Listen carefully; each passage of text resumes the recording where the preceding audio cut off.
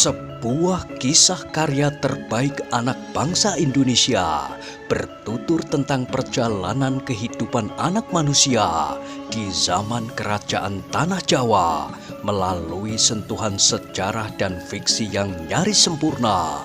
Dengan bangga kami persembahkan satu di antara karya terbaik dari Esa Mintarja yang berjudul Jejak di Balik Kabut. Pada kesempatan yang sangat baik ini, kita masuk pada episode yang ke-41. Selamat menikmati. Pada episode sebelumnya telah diceritakan, sejenak kemudian Wijang pun telah meloncat masuk. Dengan cepat ia berguling dan melenting berdiri sambil mempersiapkan kedua pisaunya. Sementara Paksi Pamekasan melangkah berdiri di ambang pintu dengan tongkatnya yang siap terayun. Tetapi ternyata rumah itu memang kosong. Tidak ada seorang pun di dalamnya. Wijang dan Paksi Pamekasan pun yang kemudian melangkah masuk berdiri termangu-mangu. Mereka melihat isi rumah itu berserakan. Mereka memang sudah mengira bahwa Ajak Pinunjung akan mencari cincin di dalam rumah itu. Namun bahwa kedua orang itu tidak ada di dalamnya benar-benar membuat keduanya heran dan bahkan bingung. Apakah mereka penunggu Gunung Merapi? Desis Paksi Pamekasan. Wijang tidak menyahut, tetapi keningnya nampak berkerut-kerut. Untuk beberapa saat keduanya termangu-mangu, namun agaknya keduanya tidak menyerah. Keduanya telah meneliti dinding gubuk itu dari sudut sampai ke sudut, tetapi seekor kucing pun tidak akan dapat masuk dan keluar. Namun ketika Wijang menyentuh dinding pada sudut gubuk itu, ia pun tertegun. Sambil menarik nafas dalam-dalam, Wijang pun berkata, "Ternyata kitalah yang terlalu bodoh." Paksi Pamekasan tertegun sejenak, namun kemudian ia pun melangkah mendekat. Sementara itu Wijang menunjuk dinding pada sudut gubuknya itu. "Kenapa?" bertanya Paksi Pamekasan. "Lihatlah sendiri," jawab Wijang. Paksi Pamekasan pun kemudian menyentuh dinding itu pula. Paksi Pamekasan kemudian menarik nafas dalam-dalam. Dengan nada dalam ia berkata, "Iya, kitalah yang dungu." Wijang pun kemudian mendorong dinding itu sehingga terbuka lebar dan cukup untuk menyusup seseorang. Mereka keluar dan masuk lewat sudut dinding ini. Keduanya pun kemudian telah duduk di dalam gubuk itu sambil memandangi barang-barangnya yang berserakan. Paksi Pamekasan berkata, "Aku tidak akan mengaturnya lagi." "Kenapa?" bertanya Wijang. "Aku menjadi semakin mantap untuk meninggalkan tempat ini. Bukannya karena aku menjadi ketakutan, tetapi Pangeran Benowo itu harus dijauhkan dari keadaan seperti ini." "Kenapa dengan Pangeran Benowo?" "Persoalannya akan dapat beralih. Jika gubuk ini kemudian menarik perhatian banyak orang, maka kita akan diributkan oleh hal-hal yang tidak kita inginkan." Wijang tertawa, katanya, "Aku mengerti. Mungkin pada suatu saat ada orang yang menduga bahwa Pangeran Benowo itu ada di sini. Bahkan mungkin Paman Haryo Wisoko. Paman itu tentu juga menduga bahwa cincin itu ada di sekitar tempat ini. Sementara di sini ada orang yang diselubungi rahasia." Paksi Pamekasan mengangguk-angguk kecil.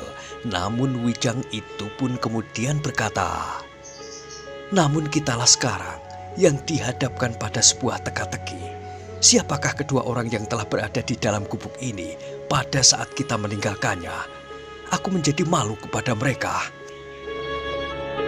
Kenapa malu? Bertanya Paksi Pamekasan.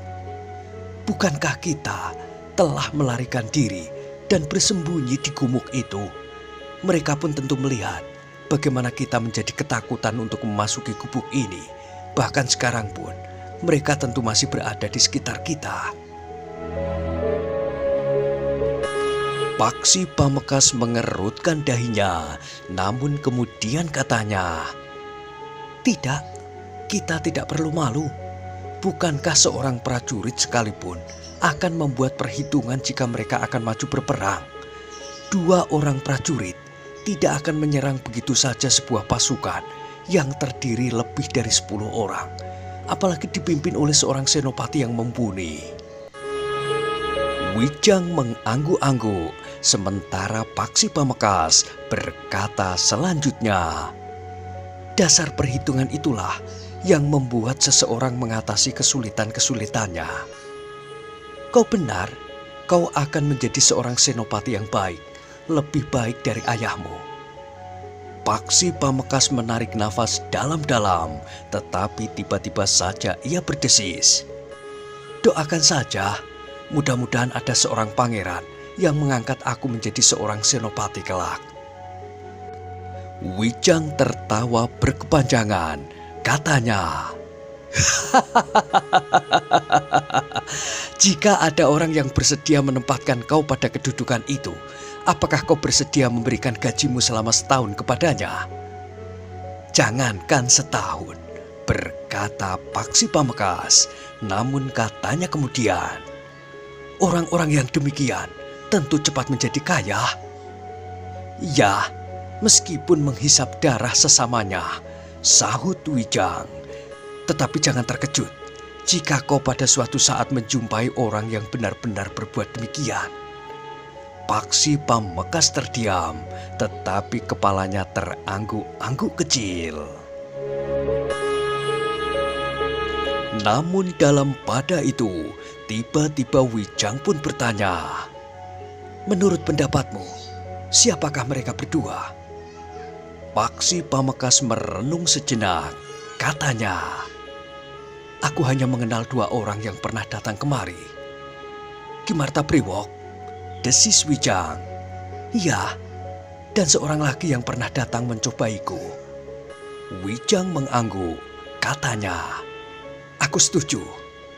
Namun tiba-tiba saja Paksi Pamekasan bertanya, "Siapakah sebenarnya mereka itu?" "Bagaimana aku tahu?" jawab Wijang. Namun katanya kemudian, "Tetapi pada saatnya kita akan mengetahuinya." "Ya, pada suatu saat." Wijang mengerutkan dahinya, namun kemudian ia pun tertawa. "Jadi aku harus menjawab bagaimana?" Paksi tidak menjawab. Untuk beberapa saat keduanya saling berdiam diri, namun kemudian Wijang itu pun bertanya, "Apakah kita akan tidur di ujung malam? Kita masih mempunyai sedikit waktu tersisa sebelum fajar menyingsing. Jika kita mencoba tidur, maka kita hanya akan menjadi pening, karena sesaat kemudian kita harus sudah bangun lagi. Karena itu lebih baik kita tidak tidur. Aku akan mandi." "Jangan berendam. Semalam kita tidak tidur. Jika kita berendam terlalu lama, kita akan menjadi kedinginan." Paksi Pamekasan mengangguk-angguk, katanya, "Untuk terakhir kalinya, kita mandi di sini." Wijang menarik nafas, katanya, "Ya, untuk terakhir kalinya." Demikianlah, maka keduanya pun telah mandi dan berbenah diri. Ketika kemudian matahari terbit, maka keduanya telah siap untuk meninggalkan gubuk yang telah dihuni oleh Paksi Pamekasan lebih dari setahun itu. Namun ketika Paksi Pamekasan melihat barang-barangnya berserakan, rasa-rasanya memang menjadi iba. Karena itu maka katanya, "Tunggu, aku tidak dapat meninggalkan gubukku dalam keadaan berserakan seperti ini." Wijang tersenyum, namun ia pun kemudian ikut membantu membenahi barang-barang yang berserakan itu. Baru ketika matahari sepenggalah mereka selesai, namun Paksi Pamekasan masih juga ingin melihat-lihat tanaman-tanamannya yang tumbuh subur yang memang harus ditinggalkannya. Baru sejenak kemudian, maka kedua orang itu benar-benar telah melangkah meninggalkan gubuk itu. Paksi Pamekasan membawa tongkatnya, tetapi karena tongkat itu adalah tongkat kayu, maka tongkat itu tidak menarik perhatian. Kedua orang itu pun melangkah menuruni kaki Gunung Merapi. Mereka mengikuti jalan setapak, kemudian menelusuri jalan yang lebih besar. Tetapi mereka tidak akan singgah di pasar berdua. Hanya Paksi Pamekasan yang akan melihat keadaan di pasar, sementara Wijang akan menunggu di tempat yang agak terlindung. Namun Paksi Pamekasan tidak menjumpai orang-orang yang dikenal atau dimengerti. Paksi Pamekasan itu berjalan seperti biasa. Tidak ada hal-hal yang menarik perhatian. Kinong masih juga berlari-lari dengan keranjang kecilnya. Agaknya ia sudah mendapat beberapa keping uang sehingga ia dapat membeli makan paginya. Wajahnya sudah nampak cerah ketika ia bertemu dengan Paksi Pamekasan. "Hei, nampaknya gembira sekali kau hari ini," sapa Paksi Pamekasan. "Kami mendapat banyak rezeki pagi ini." "Syukurlah, mudah-mudahan tidak hanya hari ini." "Kakang membawa tongkat," desis Kinong. Paksi Pamekasan tertawa, katanya, "Aku sering bertemu dengan anjing hutan yang berkeliaran sampai ke padukuhan-padukuhan. Aku takut terhadap anjing. Jangankan anjing hutan, kepada anjing di padukuhan-padukuhan itu pun aku takut." "Tetapi biasanya Kakang tidak membawa tongkat," berkata Kinong. "Aku akan pergi ke rumah pamanku. Rumahnya agak jauh, sehingga aku harus berjalan melalui lorong sempit, di pinggir-pinggir padang perdu, di gerumbul-gerumbul, dan semak-semak hidup banyak anjing hutan." "Bukankah anjing hutan itu sangat berbahaya, Kakang? Menurut orang-orang tua, anjing hutan itu hidupnya bergerombol-gerombol." "Ya, itulah sebabnya aku membawa tongkat."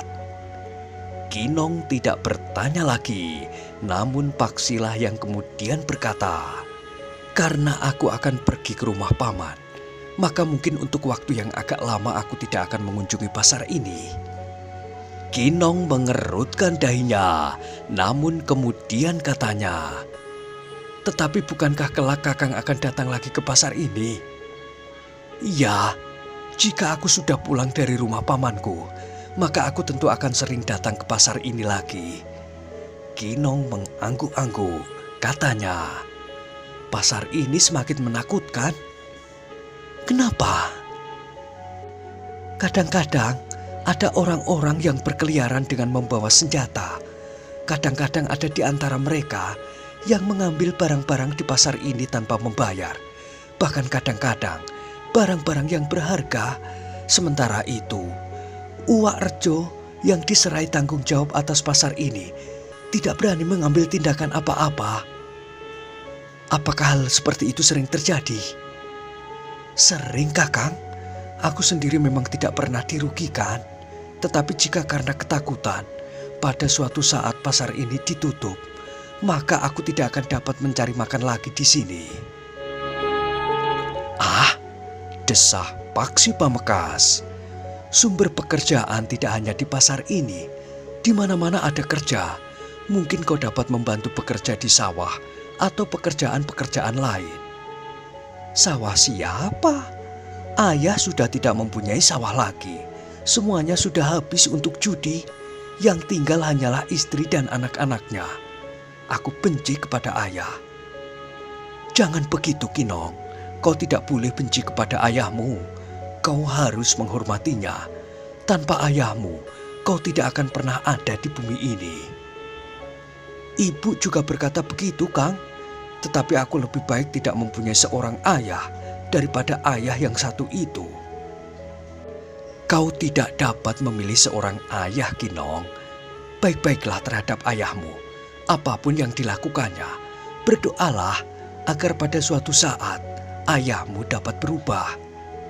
Kinong terdiam, sementara Paksi Pamekasan pun bertanya, "Tetapi, bukankah hari ini tidak ada orang-orang yang menakutkan itu?"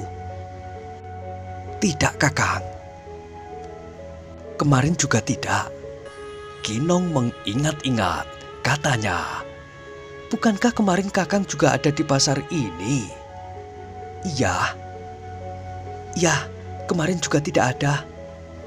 "Nah, mudah-mudahan orang itu tidak datang lagi kemari. Bukan hanya kemarin dan sekarang, tetapi juga besok, besok lusa dan seterusnya." "Mudah-mudahan, Kakang," jawab Kinong. Paksi Pamekasan mengusap kepala Kinong. Kemudian ia pun mengambil beberapa keping uang dan diberikannya kepada Kinong. Kinong terkejut, tetapi sebelum Kinong bertanya, Paksi Pamekasan sudah mendahuluinya berkata, "Jangan bertanya apa-apa.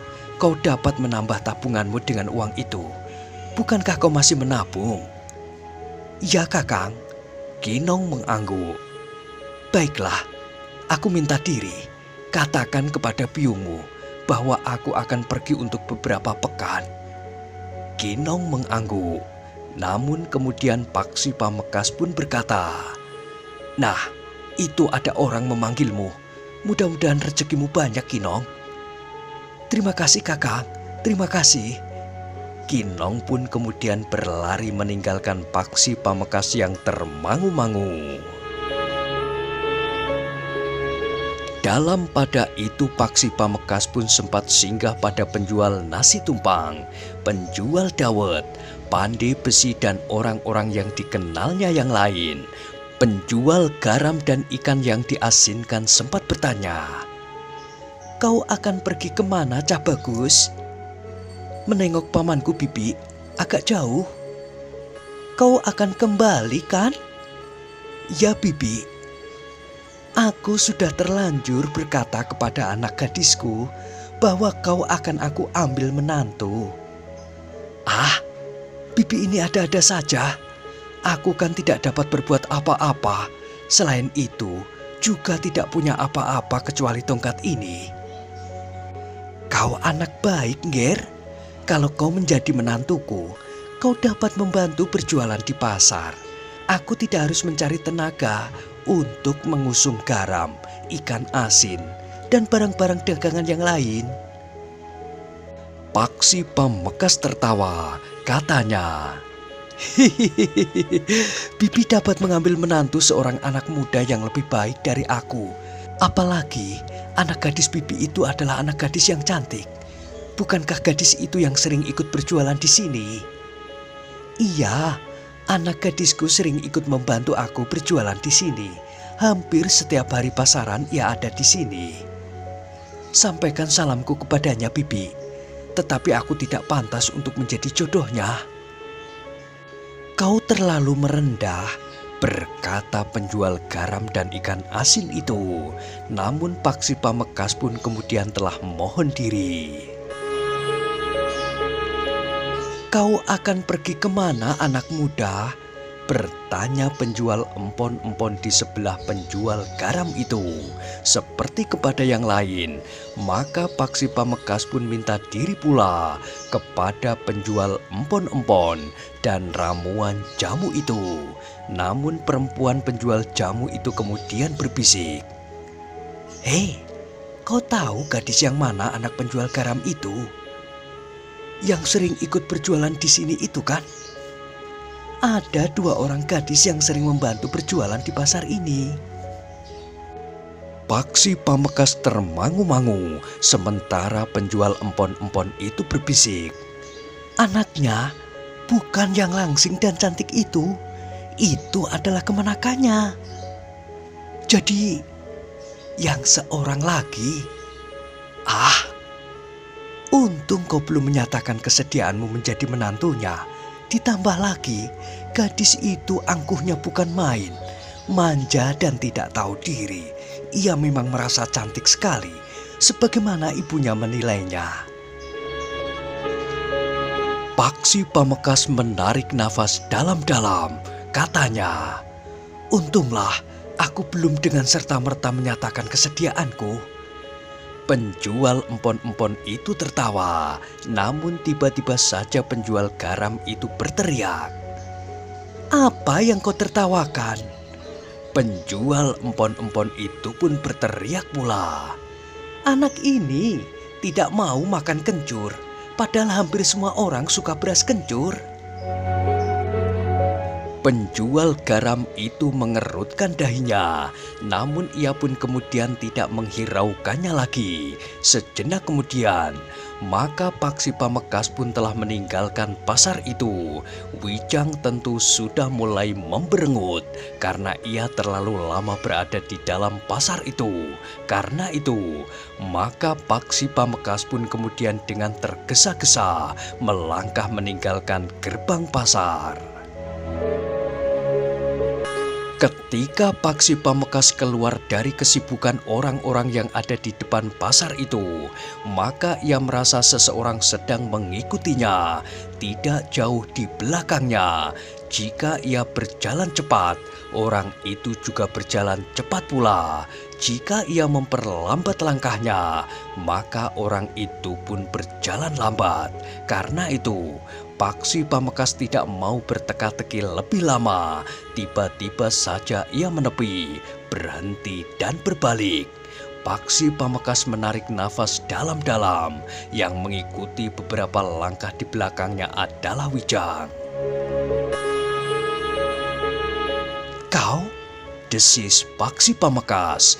Wijang berhenti selangkah di hadapan Paksi Pamekasan. Katanya, "Kau menghukum aku di bawah pohon duet itu.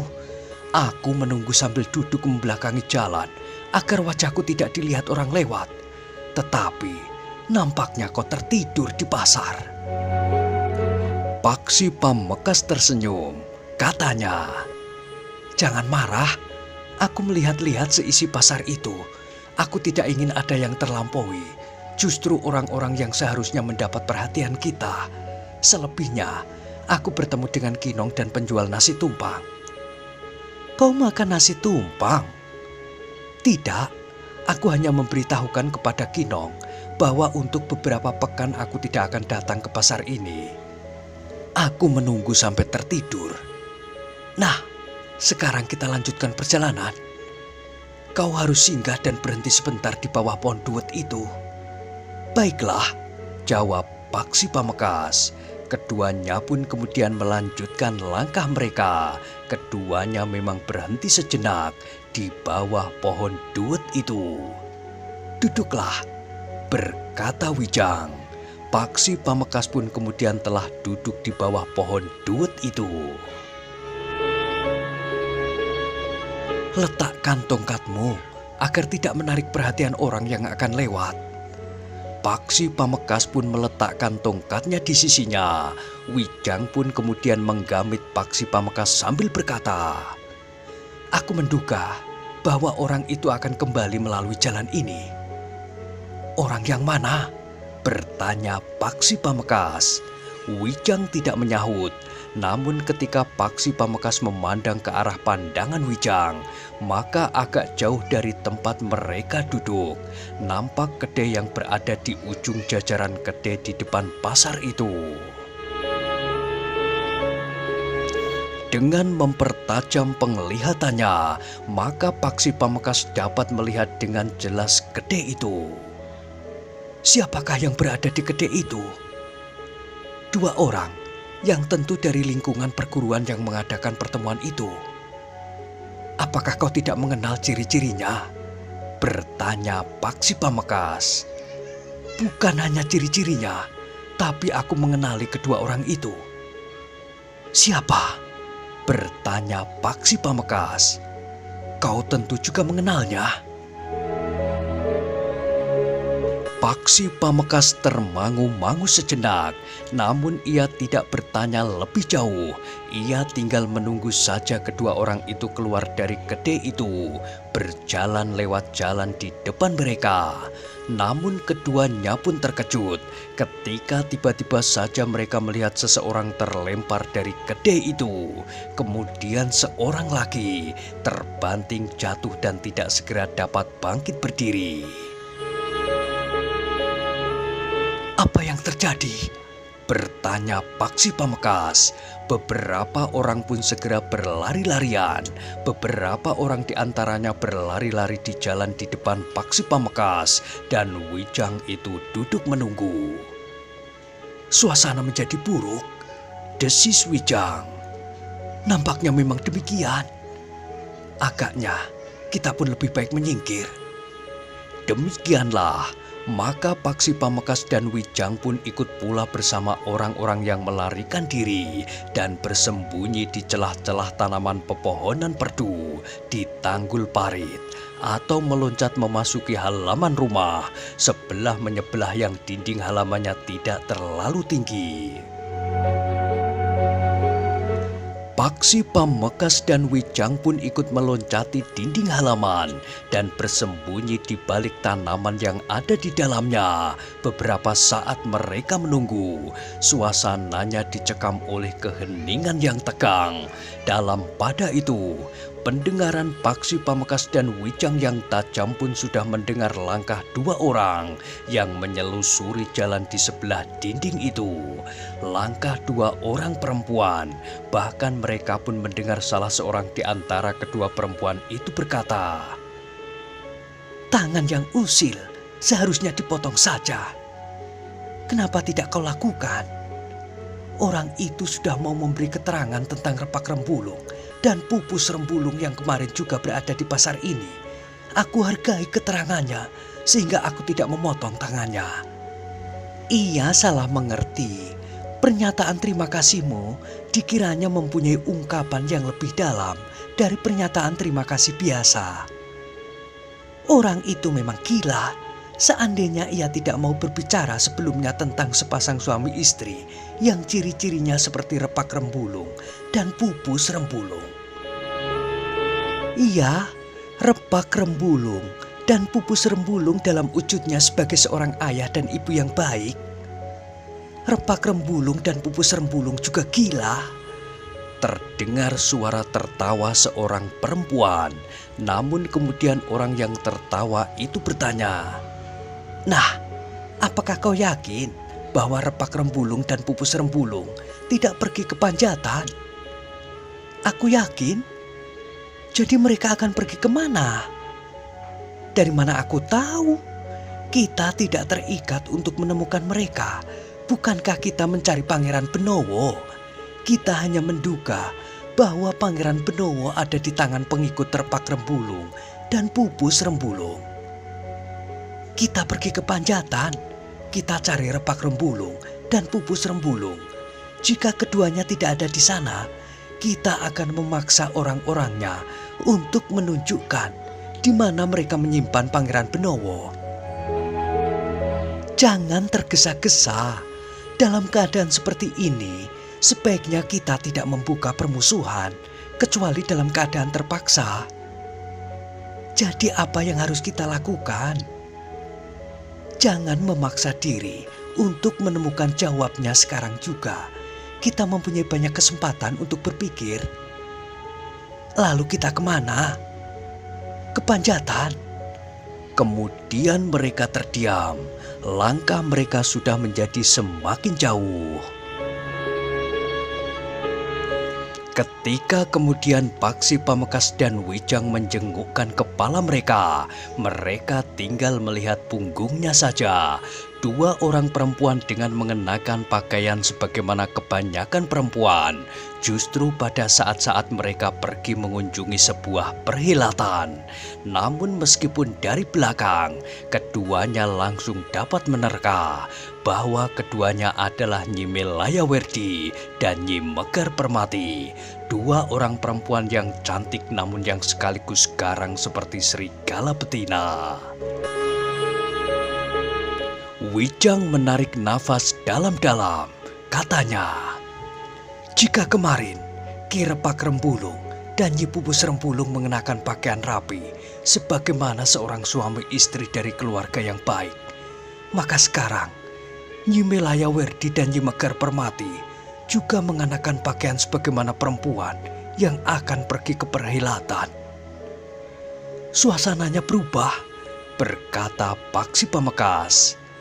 Mereka nampaknya sudah bersiap-siap untuk meninggalkan lingkungan ini. Mereka tidak lagi mencari cincin itu di sini, tetapi mereka akan mencari Pangeran Benowo yang dapat berkeliaran sampai kemana-mana.